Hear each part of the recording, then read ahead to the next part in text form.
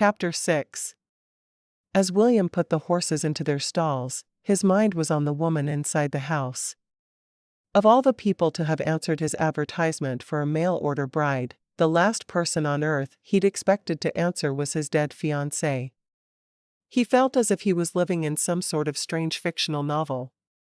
How else could something like that happen? He was going to have to learn to live with the woman he loved without ever showing his feelings, and that was going to be pure torture for him. He'd always worn his heart on his sleeve where she was concerned. Long before he'd admitted his feelings to her, everyone else in school had known that he had the world's biggest crush. He mechanically did his chores. After the horses were in their stalls, he fed them and gave them fresh water. He fed the cows and then sat on the milking stool, going from one cow to the other. He collected the eggs from the hens and put them into a basket. He was finished long before supper time, but he didn't dare to go into the house. She was there, and he was almost afraid of her. He would write to his brother to find out what had really happened. He'd know, and then the truth would be between them. He hated not being able to trust the woman he loved, but how could he trust her over his own mother? Instead of going into the house, he chopped wood for their fireplace, making a huge stack on the porch just outside the front door. Then he filled the coal bin. He found chore after chore to do so that he wouldn't have to face her. Her eyes, every time he looked into them, he wanted to beg her for forgiveness for the way he'd treated her at the train station. But if he did, and then he found out she'd been lying all along, he would never be able to forgive himself. No, he had to stay the course. He had to keep his heart separate from her until he knew the truth of what had happened 5 years before. He had a hard time believing his Mary had been part of the duplicity, but his mother, the woman who had given him life? How could he believe it of her? He'd write his brother after supper and find out the truth, once and for all. He stood outside the front door for a moment, praying for the strength to make it through the night. How could he let her share his bed without his emotions getting involved? He briefly considered not having her share his bed, but then he realized that wasn't going to happen. He was going to have to guard his heart. That's all there was to it. He opened the door and took a deep sniff of the air. Supper smells delicious. As soon as the words were out of his mouth, he wanted to kick himself. He would be kind and cordial, but he didn't have to go out of his way to compliment her. "Wash your hands while I serve it," Mary said nervously, her eyes not meeting his. The longer they'd been apart, the more she'd worried she'd made a mistake marrying him when he didn't believe her. She hated that he didn't trust her after all they'd meant to one another. He walked to the sink and quickly scrubbed his hands, drying them on a towel. Sitting at the table, he watched as she served them each a big bowl of whatever concoction was in his big pot, smelling so good. When she joined him at the table, he bowed his head to pray for them, startled when her hand slid into his. He wanted to pull away from her at the same time that he wanted to take her hand and pull her into his lap. He lost where he was in his prayer. "Amen." She looked at him funny as he took his first bite of stew, but he pretended he had no idea what her problem was. "Food's good." He wondered what he'd prayed for, or if he'd prayed for anything. "Thank you. I had no idea just how much I enjoyed cooking until I worked for my friend, Elizabeth." She took a bite of her own stew, wishing he'd had more in the way of spices. Salt and pepper weren't enough to make the meals she was used to cooking. "Is there any chance you could take me into town tomorrow? Or let me go on my own? I can hitch up the horses myself." It was a skill she wouldn't have ever dreamed she would have when she'd known him before, but now she could mention it offhandedly, as if it was something she'd been born doing. He frowned. He didn't like the idea of her driving into town alone. He didn't like the idea of her walking across the farm on her own. "I'll drive you. I need to mail a letter tomorrow as well." He didn't meet her eyes as he said it, but he knew she knew what the letter was. "I'll make a list of what I need this evening." I'd like to get some seeds to put in a kitchen garden as well as some yarn to get started on a crocheting project. After looking at the house, there are so many things I'm excited to do. She took a sip of her milk. Would you mind plowing a small section of land for me? I want to grow so many things. She had fond memories of puttering in the garden with her mother when she was small, and then she'd worked with Mrs. Johnson on the family's garden after that. During her years with Elizabeth, she'd missed sinking her hands into the soil. He nodded. I can do that Monday. It's late for putting a garden in. I won't be able to plant everything I would have this year, but I'll start earlier next year. She could see herself in the garden, her belly huge with child. She knew full well she'd be in South Dakota for another year. She just had to be able to outstubborn him. Once he got his answer from Massachusetts, all would be well with them. He didn't respond to her comment about next year. He was determined to take each day as it came. I'll be ready to head into town by mid-morning. I'm up to milk the cows at 5. I would prefer to be finished with breakfast by 6:30 or so. There's a lot of work to do on a farm this size, and I'm only one man. It'll take me about a week to get the house into shape, and I'll be up for helping on the farm after that. He shook his head. You're not strong enough to help with the farm chores. His tone of voice told her that he wouldn't accept an argument, so she said nothing. Inside she seethed. He had no idea what she was capable of. He still thought of her as a pampered little girl, and she wasn't any longer. She'd been working for her living for years, and she could do anything he asked of her. While she did the supper dishes, and put what was left of the stew into the icebox, he sat at the table and wrote to his brother. He didn't go into a lot of detail about the situation, simply telling him he knew Mary was alive, and she thought him dead. He said it was imperative that he know if Mary had been part of the lie. Mary finished the dishes, and looked down at his bowed head. He was writing quickly, his face earnest. She knew the answer he got from whomever he'd decided to write could completely change the course of her life.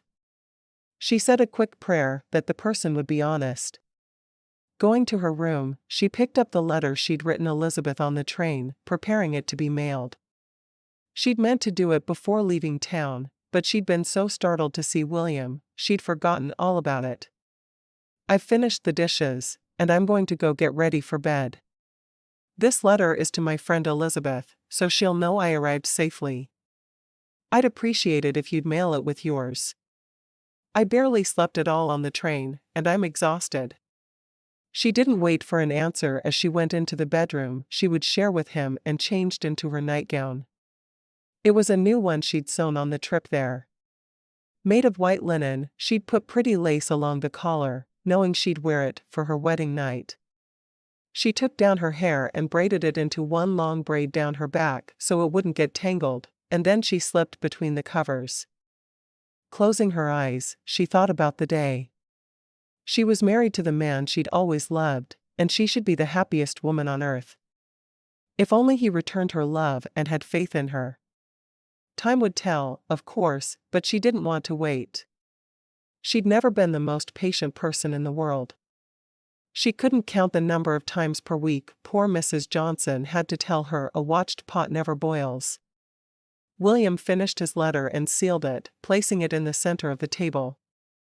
He looked around and already saw little things she'd done to make his little house a home. The floor had been swept and mopped. Everything had been dusted. And there was a glass filled with a bouquet of flowers in the middle of his table. He looked over his shoulder at the bedroom door. Would she welcome his attentions? Or would she want him to sleep elsewhere? He knew she was exhausted, so he should probably climb into bed with her and let her sleep. It was the gentlemanly thing to do. At least for tonight. He sighed. He'd loved the woman for 14 years. Shouldn't he get a real wedding night? He went into the bedroom, undressed, and slid between the sheets, doing his best not to disturb her. He lay on his back, staring at the ceiling, feeling her warmth beside him. How hard would it be to just reach over and touch her? Mary lay on her side, facing the wall. Tears fell onto her pillow. He obviously had no desire to be near her. None at all. How would they ever make a marriage work? Asterisk. He woke her the following morning, already dressed. I let you sleep as long as I could. It's time to get up and make breakfast. Mary blinked, staring at him for a moment. William. It was her William. He was alive after all. It was all she could do not to reach out and hold him. Her hand reached up and stroked his bearded face. I missed you so much. William stared down at her for a moment. I'll be in with the milk in a few minutes. I like my eggs scrambled. She sighed as he left the room, not returning her affection. She didn't know why she'd tried, other than the fact that she couldn't seem to help herself. Getting out of bed, she hurried to the bathroom, washed, and dressed. She got bacon from the icebox, and carefully sliced off long strips for frying. As soon as the bacon was in the pan, she mixed up the eggs with a little milk. She would have liked to have toast with it, but there was no bread in the house, and she'd used what little flour was left for stew the night before. Breakfast was on the table when William got back in, and they ate in silence. When they were almost done, he said, I'll be back around 9:30 to take you to town. Store opens at 10 on the weekends. He stood and left, going off to do whatever farm chores needed to be done, and she stared after him, tears falling once again. He didn't even want to touch her, so how could their marriage survive? She cleaned the kitchen, scrubbing the dishes and the counters. Then she sat down at the table with a pencil and paper, carefully making a list of the things she'd need. Having no idea what his finances were, she put some of the money she'd brought with her into her reticule to pay for some of the extras. Surely, he'd pay for the food, but she wanted yarn for an afghan, and fabric for curtains and quilts. Making this house a home would take a lot of work, but all she had was time. She was waiting for him when he came back, her list in hand and her reticule over one arm. I'm ready. Good. I've got the team hitched up. Let's get what you need so I can come back here and work. I'm not used to taking 2 days in a row off. She bit her lip, frustrated that he was being so cold toward her, and wanting to retaliate in kind, but she knew he'd had a big shock when he'd seen her the previous day. It was a lot like the shock she'd had. Don't forget your letter. You need to find out if I'm a liar and a manipulator, after all. She held her head high as she walked to the wagon, getting up without waiting for his help. William sighed, grabbing the letter to his brother and tucking it into his pocket. He climbed up beside her and picked up the reins. I never said you were a liar or a manipulator. She shook her head. I don't want to talk about it right now. This is our first outing as husband and wife, and I'm determined it will be pleasant. He closed his eyes for a moment, fighting against the pain. Why don't we make a pact? No more talk about lying or manipulating. We'll both discover the truth when I get the letter back in about a month. She shrugged. Do you think you can keep from hating me for that long? Her voice was soft, but he could hear the pain in it. The pain that always came with her tears. I could never hate you, Mary. He started the drive into town, not quite able to look at her. He'd find her a pretty little gift and give it to her. Maybe that would help her see that he really did care. She was silent for the first half of the drive, working hard to get her emotions under control. She didn't want to cry in front of him again. She knew how her tears affected him, and she didn't want him to think that she was deliberately manipulating him. If you'll tell me some of your favorite meals, I'll make sure I get the ingredients I need to make them. He looked at her for a moment, realizing that having a wife meant that he wouldn't be cooking for himself anymore. Life would be better just because he had a wife, but having her as his wife should make it seem as if the sun was shining after months of rain. If she turned out to be telling him the truth, life would be glorious again, full of love. He said a quick prayer. She was telling the truth, because he already knew there was no way he'd ever be able to send her back to Massachusetts. Chapter 7. When Mary and William arrived in town, he jumped down and helped her to the ground. "I need a few things as well. Let's meet at the counter when we're done." She nodded, hurrying into the store. He hadn't given her a budget, so she'd spend what she needed to spend. She had money of her own anyway. She refused to be frugal when it came to feeding them or making their house look pretty. Once she was inside, an older woman smiled at her sweetly. "I'm Dorothy and Adams. My husband and I own this store. Is there something I can help you with?" "I'm Mary Brown, oh my. I mean Mary Jones. I married Bill Jones yesterday." Mary blushed prettily over her error, feeling silly. Who doesn't know her own name? "I see. I hadn't heard he had a bride coming into town. I know he had a terrible loss a few years back. He lost his childhood sweetheart. She had some sort of illness, maybe even the plague." Mary smiled. "I've heard about her." She turned to walk away, only to find her path blocked by Dorothy Ann. "He's been mourning her ever since. There were a few young ladies around here who set their caps at him, but he was just throwing those hats right back. He was having nothing to do with anyone. How on earth did you manage to catch his eye?" The older woman looked at her skeptically, as if she was trying to figure out what was so special about Mary. Mary tried not to take offense. "I came here as a mail-order bride," she said honestly. She wanted to tell the woman the whole story, but she just couldn't. She'd promised, and she wasn't one to lie or break a promise, ever. William walked up behind Mary, putting his hand on her shoulder. "Hello, Mrs. Adams. I see you've met my wife." "I did. I'm so glad you're finally over that poor dear that you lost. Why, everyone in Butterfly Meadows thought you'd mourn her for the rest of your days. I guess it just goes to show that a good woman can help you heal, doesn't it?" William took Mary's arm and pulled her toward the yard goods, something she'd needed to look at anyway. "What did you tell her?" "Not a thing, except I came here as your mail-order bride." "That's what you told me to say." William eyed her skeptically. "I guess I'll know by tomorrow. Dorothy Ann has the loosest lips this side of the Mississippi. If she knows the truth about you, the whole town will buy supper time. Someday you'll know the whole truth about me, William Jones.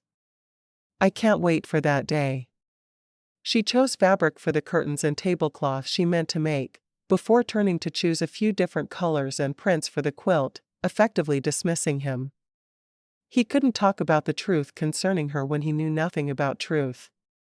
The truth could be a rattlesnake, bite him, and he still wouldn't know the difference. Men were exasperating creatures. By the time she was finished shopping and standing at the front counter of the store, she'd filled the back of the wagon. William stood leaning against one wall, watching everything be carried out. He couldn't believe how much she felt the need to buy, but he didn't say a word. He could afford whatever she threw at him. Maybe she was trying to make him say he didn't have the funds for something, but he wouldn't. He never would. She blanched at the amount Percival Adams, the store owner, gave her, but she stood straight and tall. When she reached for her money to pay, Bill jumped forward and caught her hand, pulling the money from his pocket. He wasn't going to let anyone in town think that he'd married her for her money, though in truth, she'd always had more than he did. After he'd settled up, he took her arm and led her to the wagon. "What was that all about?" he asked, his voice full of anger. "What do you mean?" She couldn't figure out how she'd angered him this time. She couldn't seem to do anything right in his eyes. "Why would you pay?" "People will think that I don't have the money to support my wife." He started driving back toward the farm. "I've worked hard to get to where I am. I not only have the farm, but I have been making furniture and selling it for 3 years now. I have a tidy sum saved. You put a dent in it today, but you certainly aren't going to pay for your own purchases. She sighed. I was trying to keep from asking you for money. I knew I overspent. I knew I was going to overspend before we left to go into town. I really thought I was helping you, but nothing I do is ever right. She was so frustrated with his anger. She tried to help, and it was wrong. What could she do to make things better between them? Where'd the money come from? I want nothing from your father. She laughed. Papa hasn't given me a cent in 5 years. Every dime I have is something I labored for. I had few expenses working and living as I did, so I saved everything I could. I thought you'd be happy that I had a nest egg of my own. Besides, no one would have known that you didn't give me the money to spend before we went to town. He sighed. It was his pride talking, and he knew it. I'm sorry. I really didn't think your motives were good, but maybe I should be looking at myself for my motives instead of looking at you. Will you forgive me? Mary thought long and hard about her answer. I will. I wish you'd not judge everything I say and do so harshly though. He frowned. She was right, and he knew it. He'd mailed the letter to his brother, and hopefully they'd have a response within a few weeks. He didn't want to hold her at arm's length. What he wanted was to get down on his knees and beg her to forgive his treatment of her, but he couldn't. Not yet. I'll try. I once trusted you more than anyone else alive. Finding out you were alive, it's been a blow. I know that sounds terrible, but it's like half my life has been a lie. I couldn't close my eyes without seeing you. You've haunted me for 5 years, Mary. She took a deep breath, choosing her words carefully. Just like you've haunted me. Every moment of every day. We were deceived together, William. I promise you that.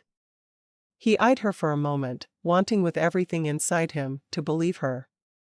I pray you're telling me the truth. I want to believe you. Then believe me. Your answer won't be any different when that letter comes back. He sighed. If I give you my heart again, and that letter says you're lying to me, I think it will destroy me. No, I'm going to wait until the letter comes. She nodded, staring straight ahead. It was hard for her to believe he could choose to take the word of someone else over hers, but she'd get over it. Eventually. William carried in her purchases, even taking some of them down to the cellar, and she put everything away. She was excited to get started on the cooking and the cleaning and sewing. Soon he would no longer recognize his house. There wouldn't be a corner where she hadn't left her mark. She heated up the stew for lunch while he changed into his old work clothes, and they ate together in silence. Her mind was on the things she had to accomplish to allow herself to start sewing the curtains. As soon as he was gone, she got to work. She started by making bread for the next couple of days, and then she cleaned. Each room on the first floor was cleaned, but she decided to have the bottom floor exactly how she wanted it before she started to work on the upstairs. They wouldn't go up there often, not until they had children, so why bother to start now? When she was too tired to do anything else, she sat down and carefully cut the fabric she purchased for the curtains. Supper was in the oven, and fresh bread was cooling on the counter. The first thing William saw when he stepped into her house at the end of the day was her sitting at the table, sewing frantically. He was tired. He'd barely slept with her beside him the night before, his thoughts constantly going to what he wanted to be doing with her. Before her arrival, he'd have gotten up and done some work, but he'd laid there awake all night, torturing himself instead. When the smell of the fresh-baked bread hit his nose, his knees buckled. He couldn't bake, of course, so he'd purchased loaves of bread in town when he could. Usually he'd made do with crackers. He walked to the sink and washed his hands, cutting himself a slice, and slathering it thick with butter. It was the last of the butter, and he probably should have bought some. He turned and looked at her as he bit down into the unexpected treat. If they weren't already married, he'd have proposed to her then and there. I guess I'm going to have to go into town for more butter. If you can bake bread like this, I'll be going through it fast. She shook her head. No, I purchased a small churn. It was in one of the boxes you carried in. I'll make butter. He cut himself another piece of the bread, gobbling it up as fast as the first. Have you churned butter before? He couldn't imagine the girl he'd known doing manual labor, but she obviously knew what she was doing. The house was cleaner than he'd ever had it. She nodded. The butter sold in my father's store was made by Mrs. Johnson and me. Elizabeth thought we should buy it, but I've always preferred the taste of fresh. So I converted her household. You never quit surprising me, Mary Brown. My name is Mary Jones now, thank you very much. She scooped up her sewing and carried it into the parlor. Supper's ready. I'll set the table. I wasn't sure what time you'd be in for the night. I still need to milk the cows and collect the eggs. I wanted to make sure you knew I'd be ready to eat in about half an hour. She nodded. Sounds good. I'll have the table set and everything served. She walked over to the counter and washed her hands. He watched her as she was drying them, his hand going out to stroke her cheek. She paused, her eyes meeting his and her stomach fluttering. He realized he was torturing himself for no reason. Even if it turned out she was lying to him, she was there and his wife. He had every right in the world to kiss her. He stepped closer to her, his head dipping and his lips pressing against hers. Mary wrapped her arms around his neck, kissing him back for all she was worth. She'd been waiting for this moment since she was a 14-year-old girl in a schoolyard in Massachusetts. She was going to make the most of it. After a moment, he lifted his head, staring into her eyes. You were too tired for my attentions last night. His hand stroked her cheek in a way she remembered from long ago. Are you still too tired? Her eyes widened. Is that why you didn't? She trailed off at the end, unable to put her thoughts into words. I thought you couldn't stand to touch me. He shook his head emphatically. It would be better for my peace of mind if that were true, but it's not. I was awake all night thinking of touching you, thinking of all the things I had a right to do to you, but knowing you were too tired. And now tonight you'll be too tired, so I'll lay awake all night, thinking about all the things you could do to me, and then tomorrow night, I'll be too tired, and you'll lay awake all night. He let out a bark of laughter. Of all the things I've missed about you, I think your sense of humor was at the very top of the list. I needed to laugh again, and I wasn't sure if it was even possible without you. She smiled at him, realizing that she hadn't felt like laughing in years either, but now that he was in front of her, her sense of humor was returning. I've missed you every day since you left me. Don't ever leave me alone again. His arms folded around her and he held her close. I don't know if I could. But he knew things would be different if he didn't get the response he wanted to his letter. She settled her head against his shoulder, loving the feel of his arms around her. If you're not too tired to touch me tonight, I'd like to be touched. He smiled a little. I have a feeling I'm not going to be too tired. He leaned down and dropped another kiss on her lips. I'm going to go and finish my chores. Get supper on the table. I'll be back. She leaned against the counter as she watched him go. I'll be waiting. For the first time since her marriage, she felt positive about their future. He was softening without the proof. The smile never left her face as she set the table and served the meal. Chapter 8. After the supper dishes were done, Mary joined William in the parlor where he was reading a book. She looked at the title and shook her head with a laugh.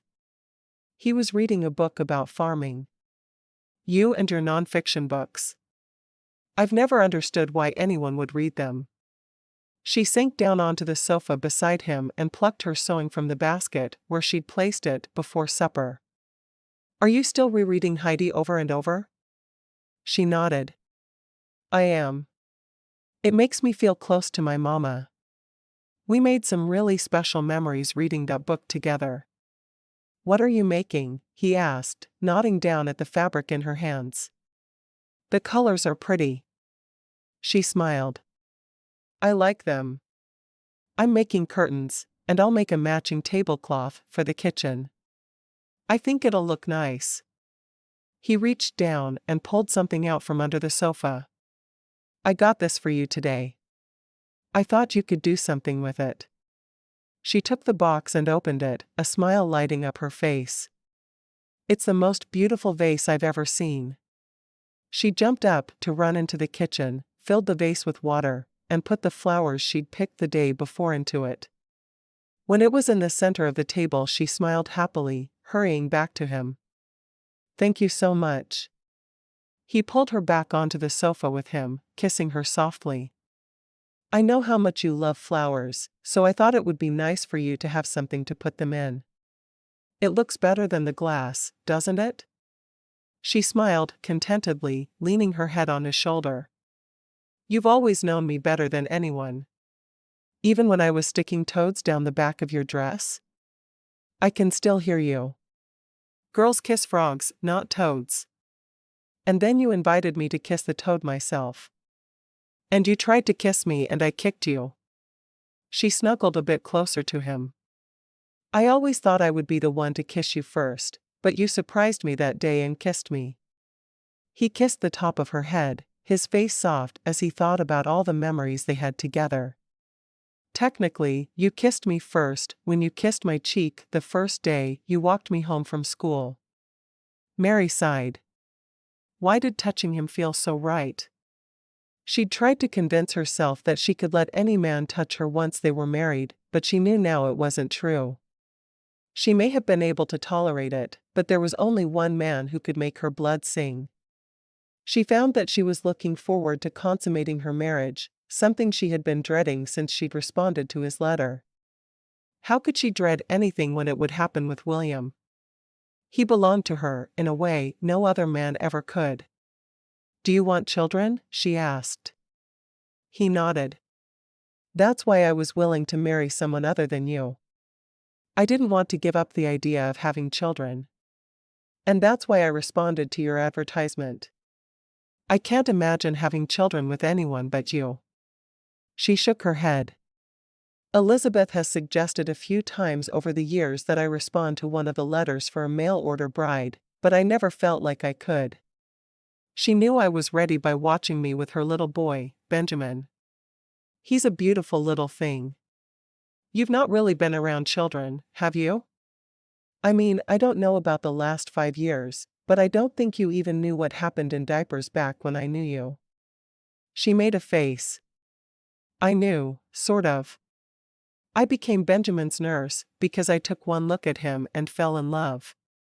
Elizabeth offered to find someone to take my place as cook and me to take over the baby at that point.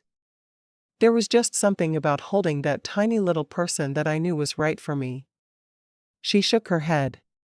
When I responded to your letter, I didn't know it was you. I thought it strange that I would end up with Jones for my last name, when I'd spent so long expecting it to be my name, but I felt like I was cheating on your memory. I was never able to cry for you. He tilted his head to one side. I know you were never much of a crier. All the girls in school seemed to cry at the drop of a hat, but you didn't. It seems odd that you wouldn't cry when you thought I was dead, though. The pain was so much.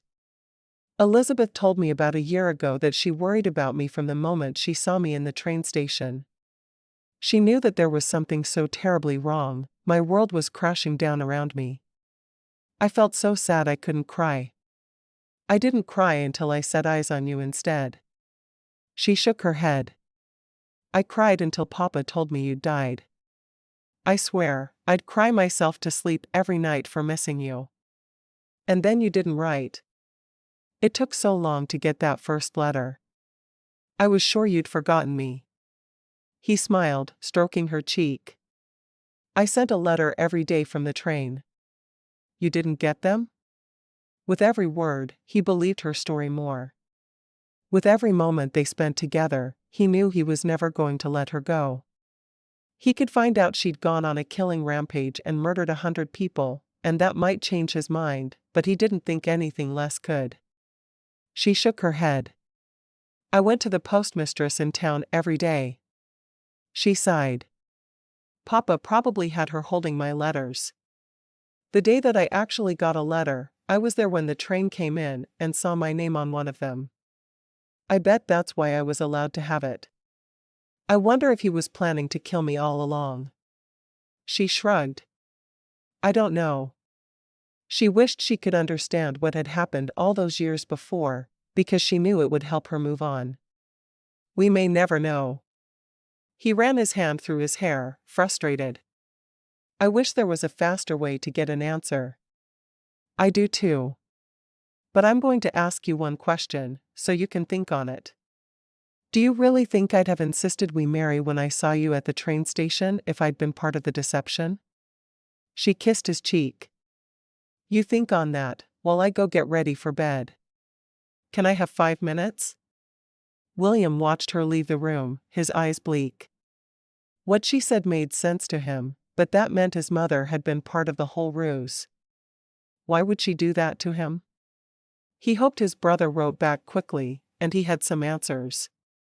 Asterisk. Mary continued her work to transform the house. Every day she would make a little change that thrilled William. As soon as the earth was plowed for her kitchen garden, she borrowed one of his almanacs and got her garden in. She'd spend an hour every morning puttering in the garden and an hour on her improvement projects. One of William's favorite things about having her there was her cooking. Every day he would come home to wonderful smells filling the air. There was always fresh bread available, and usually she made a dessert. It was the life he'd always imagined having with her. The only thing that kept Mary from being completely happy was knowing that he didn't completely trust her. She knew he was still waiting for a letter from his brother that would explain what he knew to have happened 5 years prior, but she wanted him to believe her without the letter, and she had no idea how to make that happen. She'd been in South Dakota for 3 weeks before she ventured upstairs to see what she could do to make it more livable. Eventually, their children would live up there, and she wanted her house to be perfect for them. She used one of the bedrooms there to store her trunk from Massachusetts, and she left all the letters she'd written to him buried at the bottom of it. When she'd first learned of his death, she'd written to him daily, and then weekly. She'd written a last goodbye letter to him as she'd responded to the letter to agree to be a mail-order bride. She knew that once she'd married, there would be no way she could keep up her letter writing to her dead fiancé. While up there, she measured the windows for curtains and decided she would make a new quilt for each of the beds, but that would be a good wintertime pursuit for her. Hopefully by the time snow fell, she'd be expecting her first child, and she would need to have something to occupy her hands and her mind. William came home unexpectedly early looking for Mary. He saw the door leading to the upstairs open and sought her out. He found her sitting on one of the beds upstairs, a piece of paper beside her. What are you doing up here? I wanted my trunk out of our way, so I dragged it up here, she said, getting to her feet to embrace him. She couldn't stop touching him when he was close. Knowing he was there made her heart happy. I would have brought it up for you. He shook his head. You are not the Mary Brown I knew when we were growing up. She would have happily left the heavy lifting to me. But if I'd left it for you, I couldn't have described how ridiculous I was, bringing it up here one stair at a time.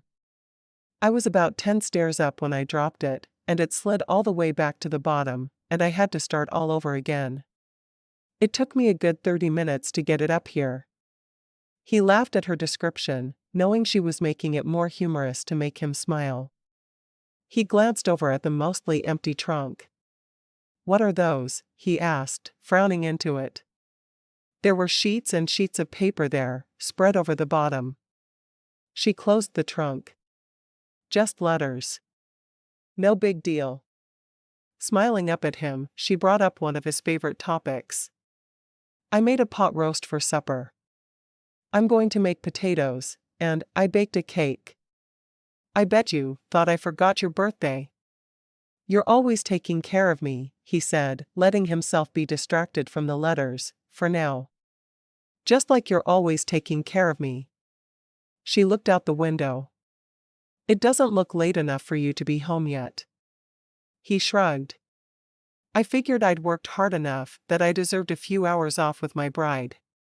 She picked up the paper and pencil she'd scribbled her measurements onto, and pulled him out of the room by his hand. I'll start the curtains for the upstairs another day then. You've already completely transformed half of the house.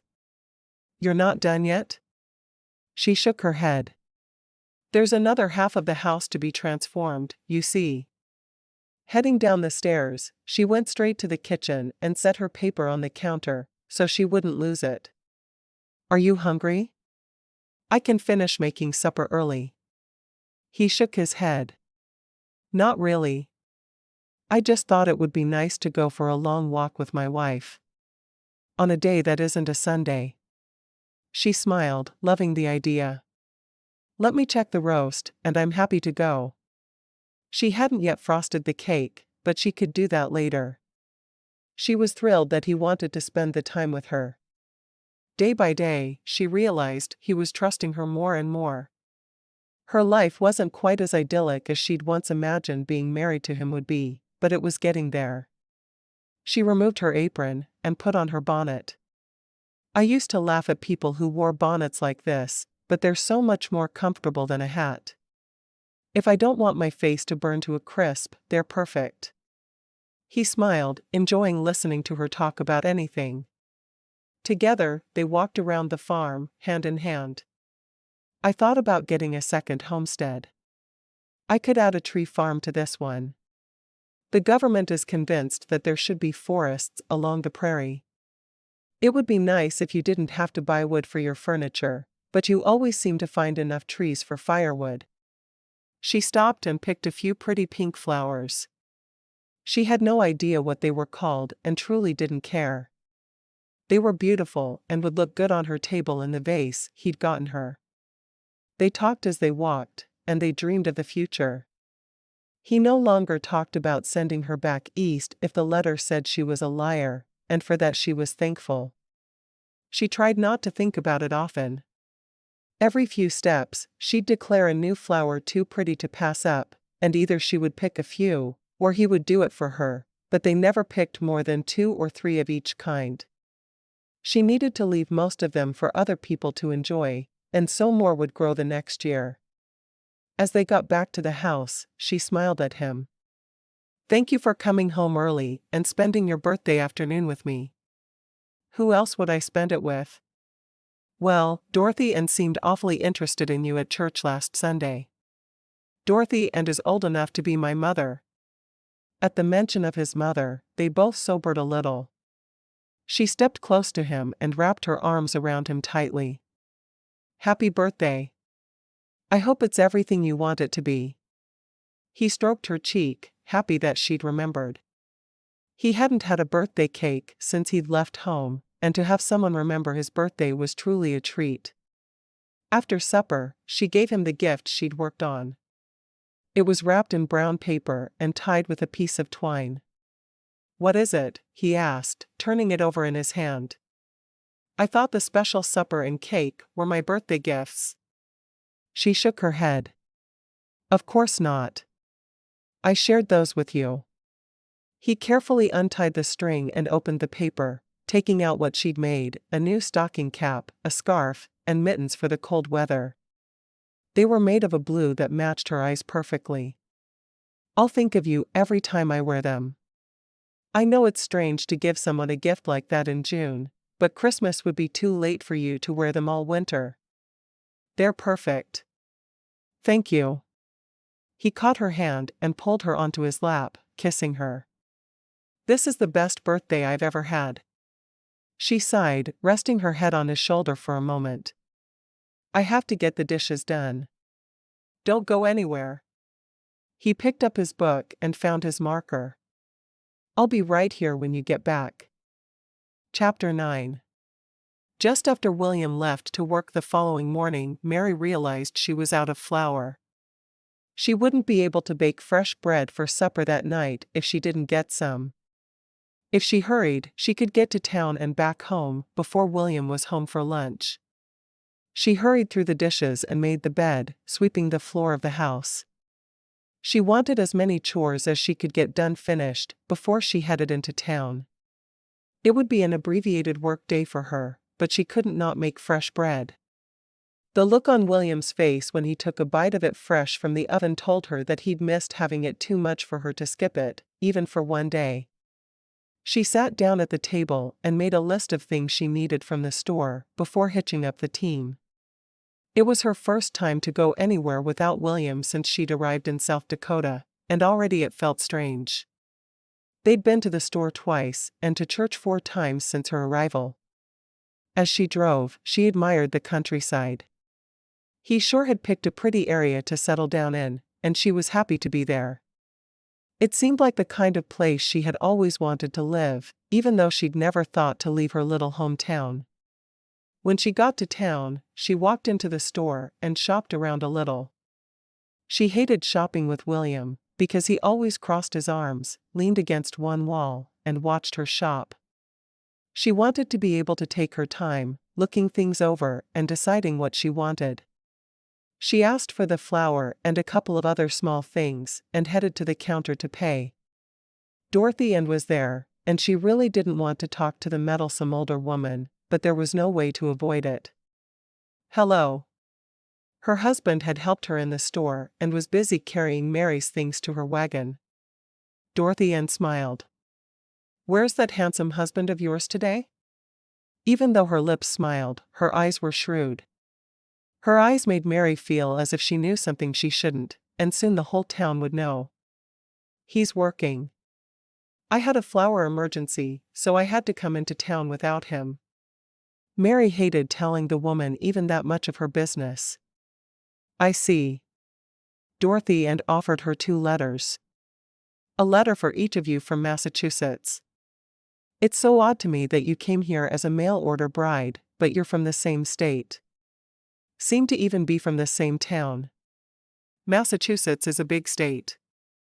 I moved out here from Beckham, and he's from a small town north of there," Mary responded, taking the letters.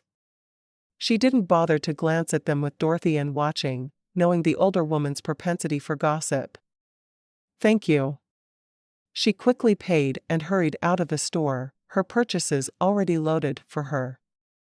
She was just about to climb up onto the wagon seat when Patsy Hardy, the doctor's new wife, stopped her.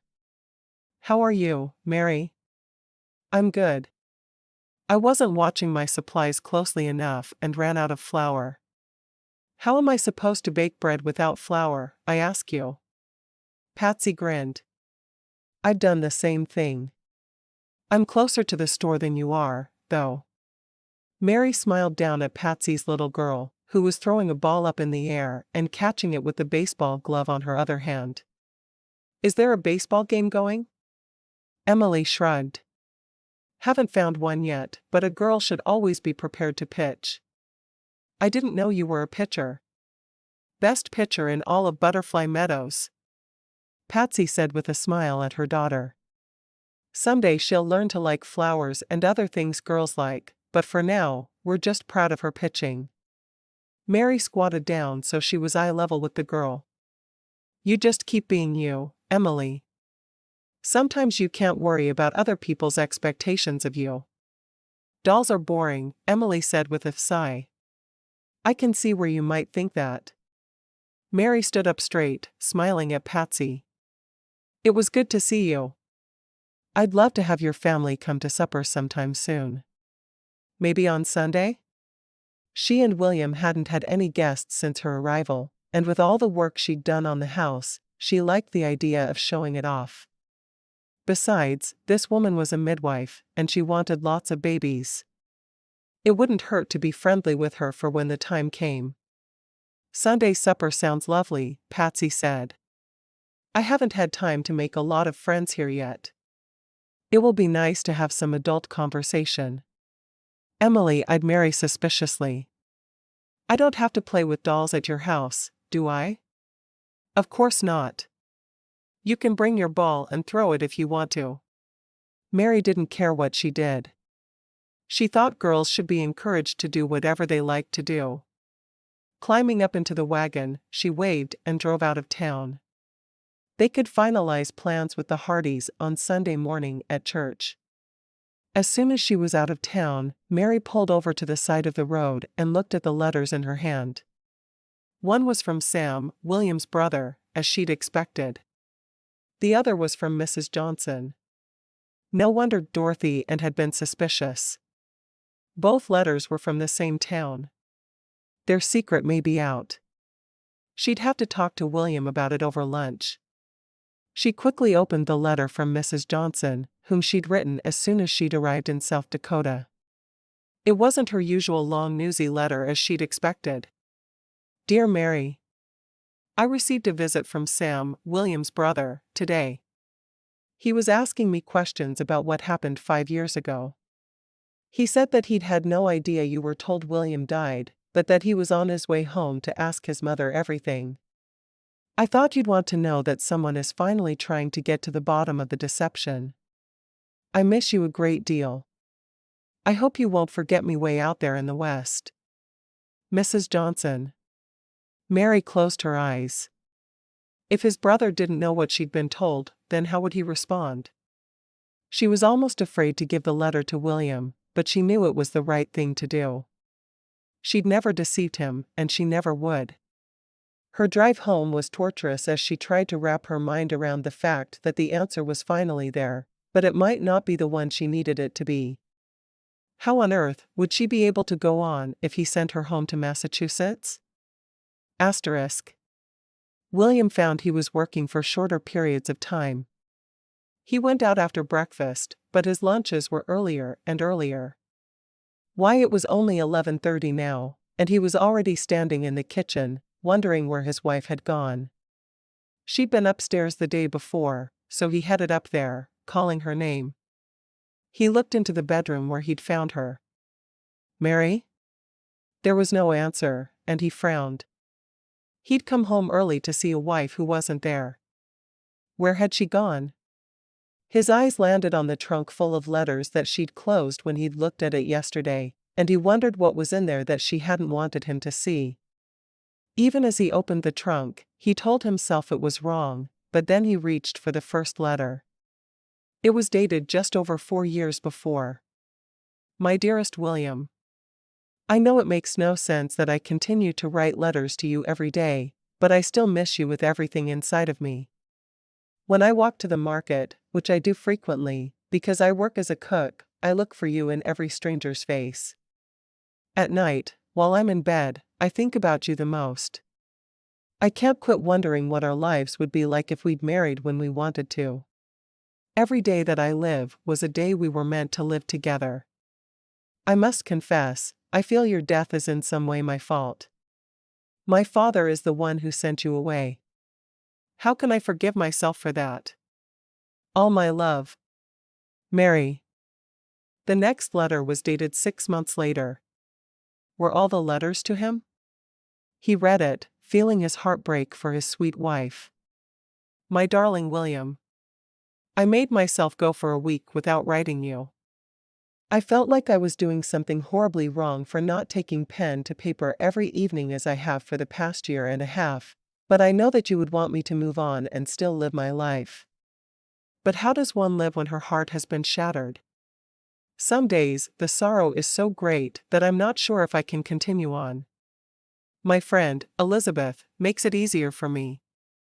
If not for her, I don't know where I'd have ended up. It's funny how life has changed for me. I grew up the daughter of the wealthiest man in town, and now here I am, the cook for a woman who was raised in poverty, but lives in a mansion. Elizabeth won't admit it, but she is in love with her butler. Doesn't that sound like something out of a bad romance novel? I think he loves her as well, but he's fully aware of his position in her employ. I'm rambling again. I miss you. Have I said that yet in this letter? I would give anything to have you by my side. Some days I'm so stricken with grief it's hard for me to get out of bed. Other days, I'm so filled with anger, I want to scream. I feel that all the days and weeks and months and years that have been taken from us are completely and utterly lost. But, William, my heart has died along with you. I will never love again. Now I will sleep and dream of you, for truly, it's the only time I'm happy. Yours, Mary. He took out another letter, and then another. He couldn't seem to stop reading them. My darling William. It's been 4 years since your death, and I'm slowly learning to move on with my life. Oh, I'm not talking about romantically, of course, because no man will ever hold my heart but you. I mean, I'm able to get up every morning without prompting. I'm actually enjoying my job now, as I should have all along. I tried a new recipe today, and all I could think of as I sampled it was that I wished you were there to try it. Everything I do, even now, is for you. I bought some flowers for my room today, spending a small bit of my hard-earned money. I bought them because they reminded me of a bouquet you left on my desk in school once. I ate a peppermint stick, and I thought about you giving them to me at different times, and Albert taking the credit. I saw a puppy today, and it reminded me of your dog, Clarence. I wonder if that dog is still alive somewhere. I don't know if you left him with your family or took him with you. If you took him, I hope a kind family has taken him in. If not, I hope that Sam is taking good care of him. If I haven't mentioned it yet in this letter, I miss you every second of every minute of every hour of every day. My heart is with you. All my love. Mary. He brushed at the tears that streamed down his face, even as he reached for another letter. Why hadn't she shown him these? They told him everything he needed to know about whether she'd been part of the deception. He knew he needed to stop reading them, because they were tearing him apart. Imagining his beautiful, happy Mary going through the kind of anguish that was in every line of each of the letters broke his heart. He wanted her to always have a smile on her face, and laughter on her lips.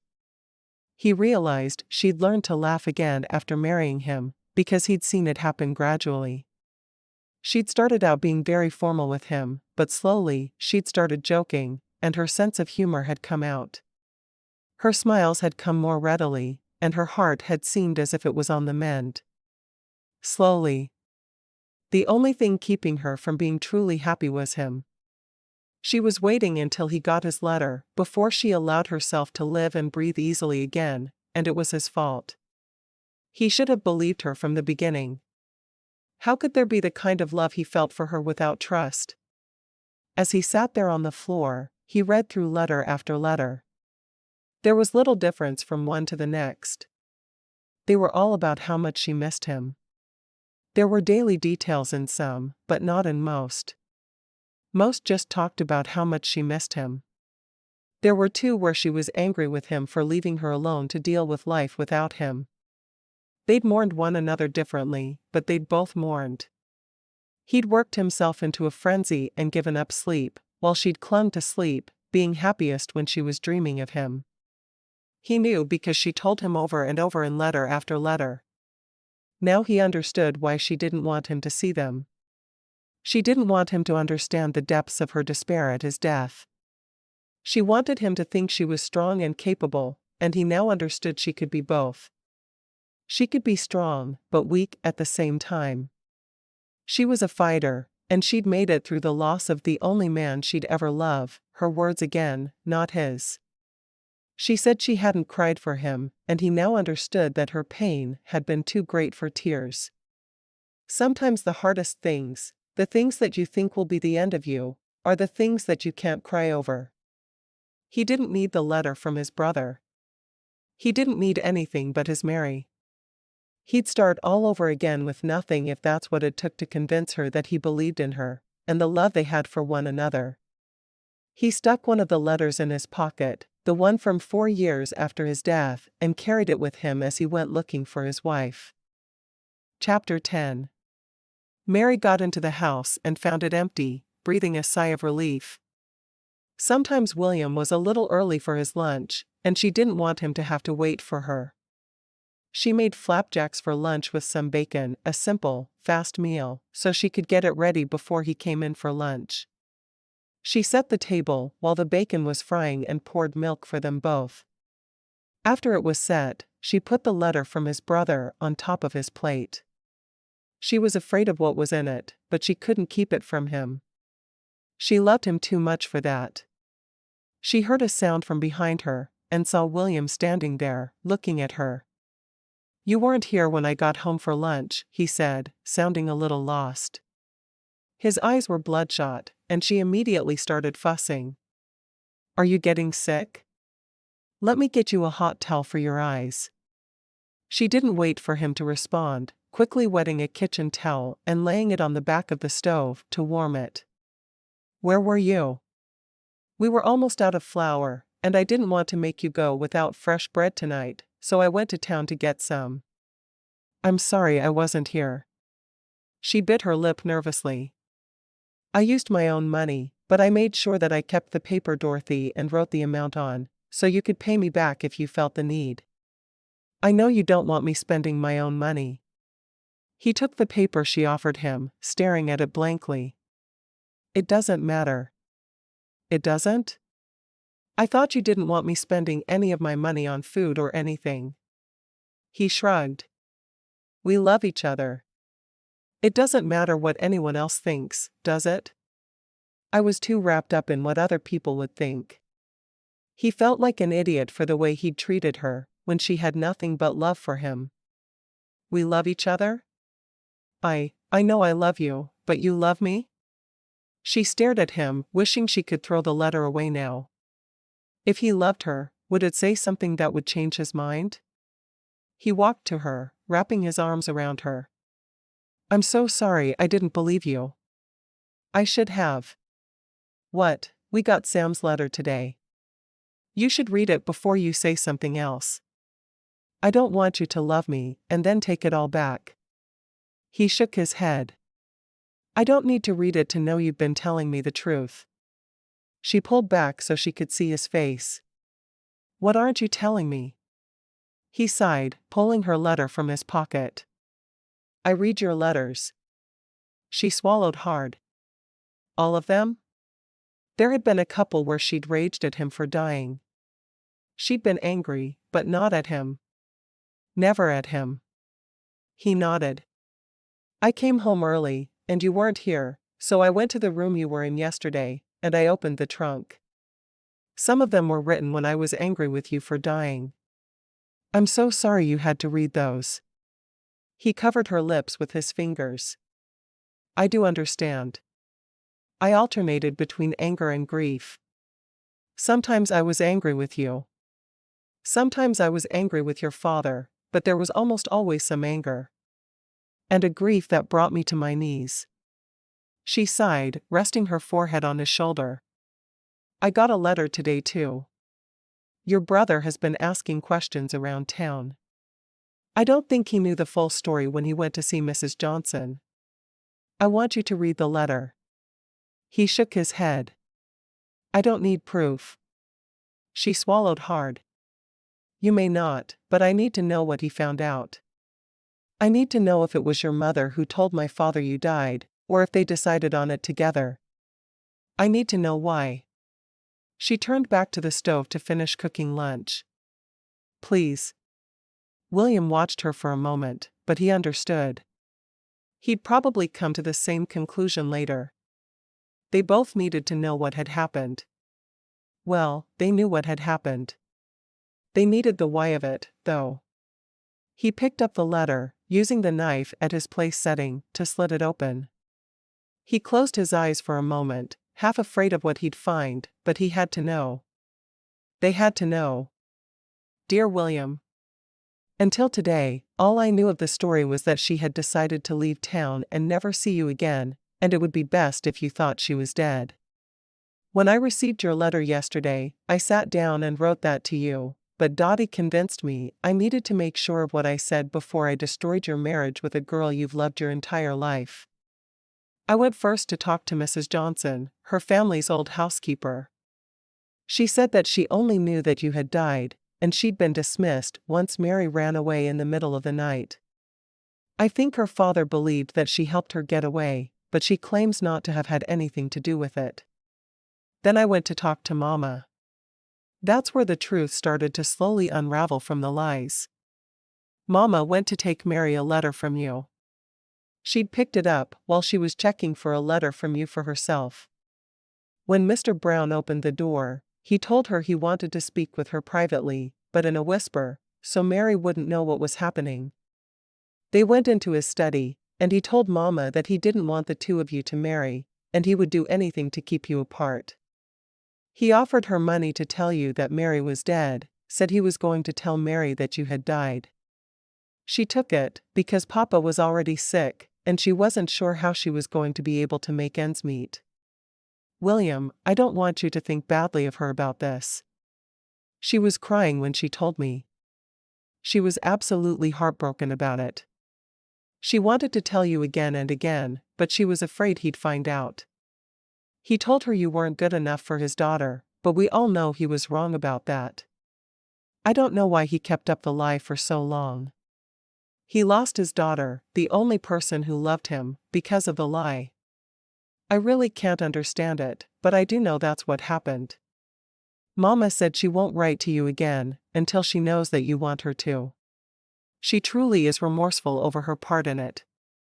She told me she didn't believe that you could truly love Mary as much as you thought you did, and she was sure you'd get over her. Now that you're together again, she said that she's glad it worked out the way it did. I'm sorry to be the bearer of bad, or is it good, news, but Mary has always been true. Your brother, Sam. He read it all over again, setting it down beside his plate.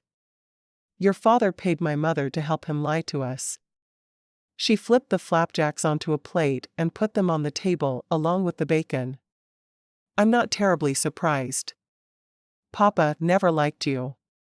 She poured them each a glass of milk and sat down, reaching for his hand. He thought I should find a boy who wasn't a farmer's son. He told me that many times, but not until after he'd sent you out west. Well, he certainly tried to ruin our lives. I'm glad we found each other again. She smiled. Me too. I wish you could have believed me sooner, but I do understand why you didn't.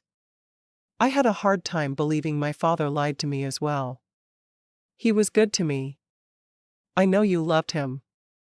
I'm sorry that I came between you. She shook her head. You didn't come between my father and me. He decided to come between us. I don't understand it, and maybe I never will. He brought her fingers to his lips. I won't doubt you again. I won't be a perfect wife. I'm afraid I've grown independent over our years apart. If we'd married when we wanted, I would have leaned on you forever. Now, I'll probably insist on helping make decisions. I wouldn't have it any other way. I want a wife who will stand with me against the storms of life. As long as I'm with you, I know I can stay strong. Living without you, that was hard on me. He nodded. So I read. His eyes met hers. After all you went through, mourning me as you did, having me not believe you, I think you should hate me. I couldn't ever hate you, William. I hope you can see that now. We're going to be together forever and have a dozen babies, aren't we? She groaned. I'm not so sure about a dozen. Maybe 4 or 5 would be nice, though. He pulled her into his lap by the hand he was still holding. I think maybe we both need to take the afternoon off work. She giggled, burying her face in his neck. Is that so? What will we eat for supper if I take the afternoon off? At the moment, I don't much care. Make eggs or something. I like your eggs. Okay, eat your lunch and then we'll take the day off. She pressed her lips to his. I do love you, William. And I love you. Thanks for not really dying. Mary sighed, resting her head on his shoulder. Someday we're going to be able to laugh over that, won't we? Someday. Epilogue. On the 6-year anniversary of Mary finding out about William's death, she was too busy to think about lies or anything else. In fact, she was so busy, she thought of nothing but the pain she was in. By early evening, it was all worth it though. William was invited into the room where she held their daughter. At first, he was afraid to approach them, so he stood at the doorway. "Is it a boy or girl?" "A girl. Come over here and see her." He stood beside the bed, looking down at both of them. "I don't want to hurt you. Sit down with me. You won't hurt me." After he was sitting, the two of them stared at the baby together. "She has all her fingers and all her toes. What should we name her?" He blanked out. He couldn't think of anything that would be appropriate. "I don't know." She smiled. "How would you feel about naming her Melinda? After my mama? She's the one who told me I had to go back to school and talk to you." "Wait, you weren't going to go back to school? Did I never tell you what happened the day we met?" "I think you and Melinda should hear this story together for the first time." She told him all about the day her mother had told her she was dying, and they started to read Heidi together. He watched them both, realizing that he had everything he needed in the whole world right there in that room. Thank God for second chances.